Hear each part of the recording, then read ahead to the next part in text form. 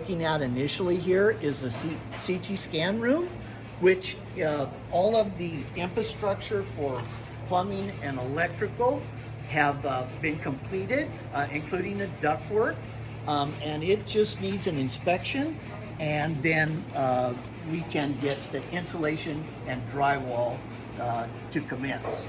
And as the building, the inspection will be with the City of Calexico, and they will actually be inspecting the overall building, north and south. Okay, so on the south side here, what we are looking at is what will be bathrooms, a CT scan room. The one that you are currently looking at that has the window, that is where the doctors, people in charge of controlling the CT scan machine, will be occupying this space that you're currently looking at. That window there will show them, they'll be able to view the patient on the table. Okay, so we are in the south building hallway or corridor. As you can see, what we're going to be looking at here, there's two bathrooms here. Got the floor drains, the black pipe device there, that is the mount for the wall-hung sink. As you can see, the water, sewer, all of that is in place. If you look in this bathroom right here, you'll see a pressure gauge on the water line. That pressure gauge lets us know that all of the water lines have been under pressure and will be tested. That gauge will be activated when we have the building department inspector, Mr. Cortez. This is the alcove area for drinking fountains. There's a high-low with a bottle filler that will be in here. It'll also have a water chiller. And the bathrooms that we are looking at over here on the right hand, on my right hand side, that go exit to the corridor. Those bathrooms will be for public access. The doors go to the exterior courtyard area, and they are intended for public use.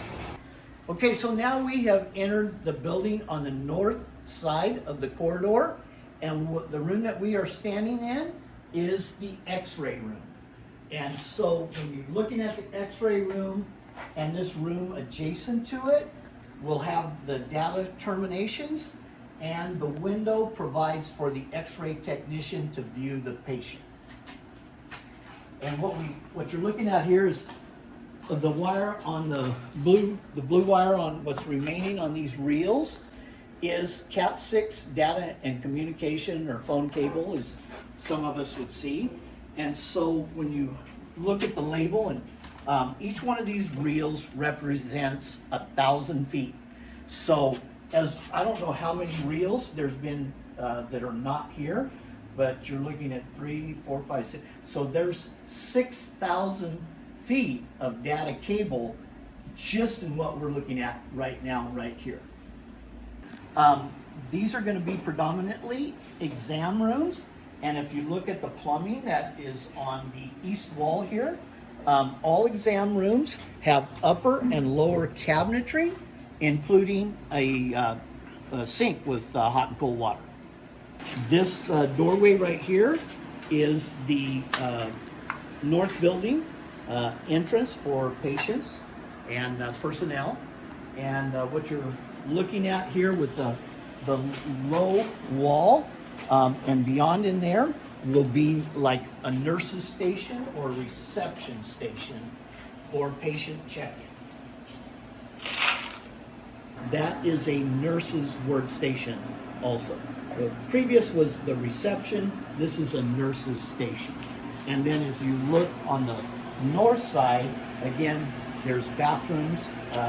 You can identify the bathrooms by the plumbing and the drain in the floor, so that should there be a plumbing leak from the sink or a toilet, the water will go down a floor drain and not throughout the building.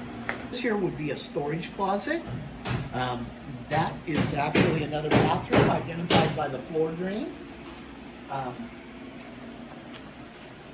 This room, again, you'd be looking in an exam room.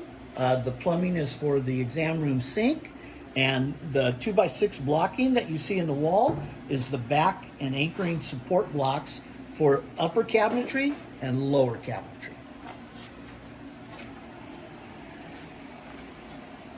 The area that you're looking at here has the appearance of a closet. It has a lot of electrical data, and the sink is a lab for